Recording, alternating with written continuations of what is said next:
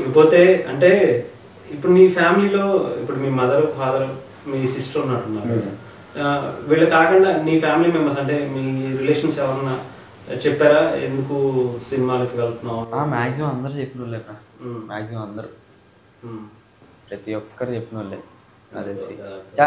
Support చేసిన వాళ్ళు కూడా ఉన్నారు, బట్ మ్యాక్సిమం మెంబర్స్ అయితే ఎందుకు ఇప్పుడు నీకు బాగా నచ్చిన న్యూస్ ఈ మధ్యన బాగా భయంకరంగా వస్తున్నాయి. ఫస్ట్ వాళ్ళు మీకు రవితేజ గారికి మీకు ఫ్యామిలీ రిలేషన్ చాలా మంది యాక్చువల్గా రవితేజ గారి ఫ్యామిలీ రిలేషన్ అంటే కదా ఆయన చాలా మంది అడుగుతున్నారు. అదైతే అసలు ఆ బిగ్ బ్రెయిన్ ఎవరితో కానీ మేమైతే ఫస్ట్ చాలా నవ్వుకున్నాం. ఒక వీడియో ఒకటి వచ్చింది, లైఫ్ స్టైల్ అంట, ఎక్కడెక్కడో చెప్తాడు.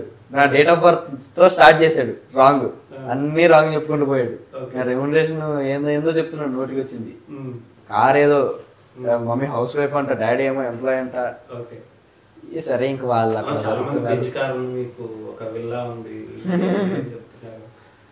ఏముందన్నా వాళ్ళు తెలుసుకోకుండా ఎందుకు చెప్పడం, చెప్పినా కూడా తెలుసుకొని చెప్తే మంచిది కదా అని చెప్పండి. వద్దనట్లే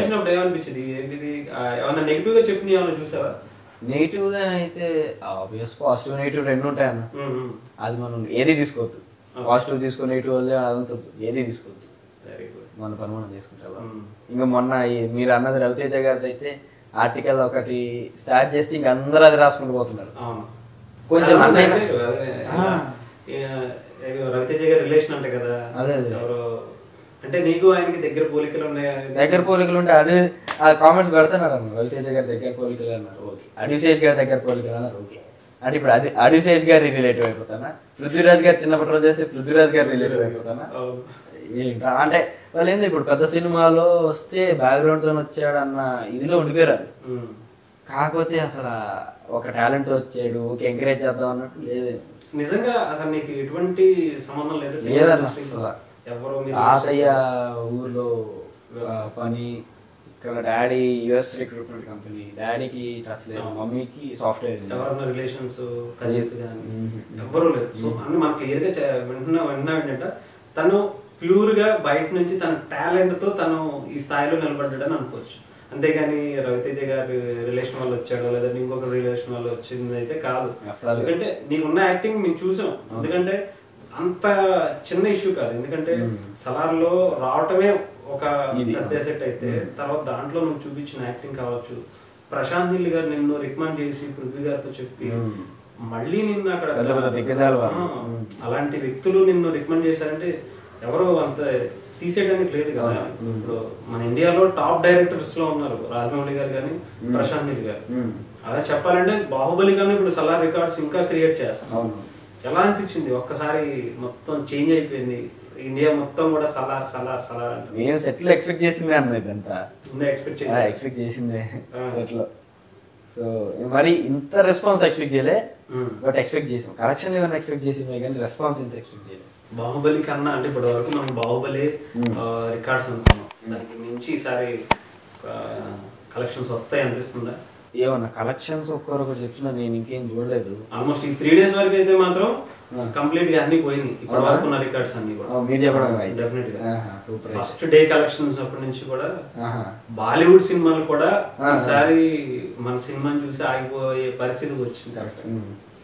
ఎలా ఎలా దాంట్లో నువ్వు చాలా కీ రోల్, అలాంటి గ్రేట్ సినిమాలో ఒక కీ రోల్ చేసినందుకు చాలా ప్రౌడ్. ఒక్కసారి సినిమా చూసాక ఆ ప్రౌడ్ ఇంకా పెరిగిపోయింది, ఇంత మంచి సినిమాలో చేశాను నేను అన్నాడు.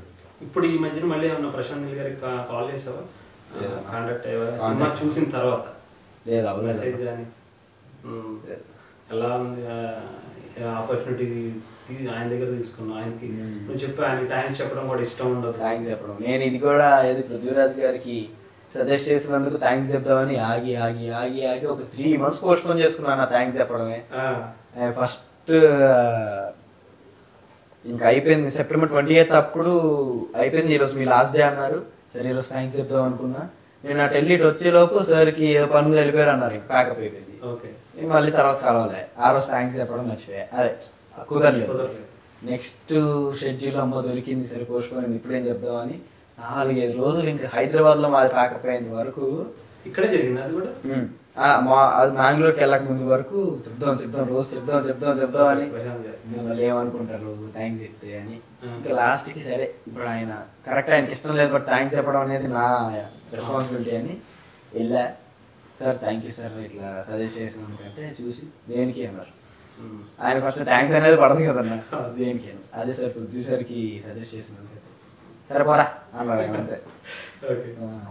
బాగా క్లోజ్ గా ఉన్నారా ఆ టైంలో? మాట్లాడడం కావచ్చు, లంచ్ చేయటం ఇవన్నీ కలిసి చేసేవారు, సపరేట్ గా ఉండేవారు? అంటే పక్క పక్కన చేసేవాళ్ళం అన్న. మేము ఆర్టిస్టులకి అందరూ ఒక టేబుల్, వాళ్ళు డైరెక్షన్ డిపార్ట్మెంట్ అందులో ఒక టేబుల్ పక్క పక్కన.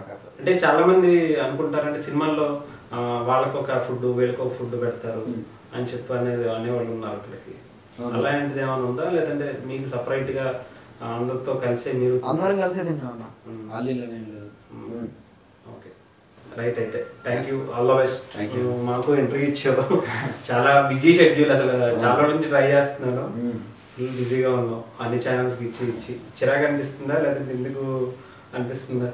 అనిపిస్తుంది ఏం చేయడం మనకు వచ్చింది ఉపయోగించుకోవాలి.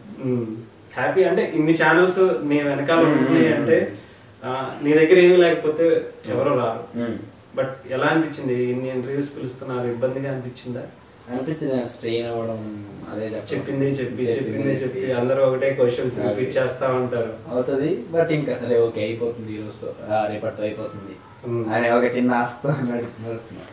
Okay right, thank you, all the best. ఇంకా మంచి సినిమాలు త్వరలో మళ్ళీ హీరోగా కూడా చూడాలనుకుంటున్నాం. Thank you. సో ఇదండి ఖాన్ సార్ నుంచి కార్తికేయ మన కోసం ఇక్కడికి వచ్చి మనతో చాలా విశేషాలు చెప్పాడు. తనకి ఫ్యూచర్లో ఏ సినిమాలు చేయబోతున్నాడు అనేది కూడా మనతో చెప్పాడు. సో తనకి ఆల్ ద బెస్ట్ చెప్తూ మరొక గెస్ట్తో మరొకసారి ఇంకొక ఇంటర్వ్యూ తీసుకుంటాం. Thank you.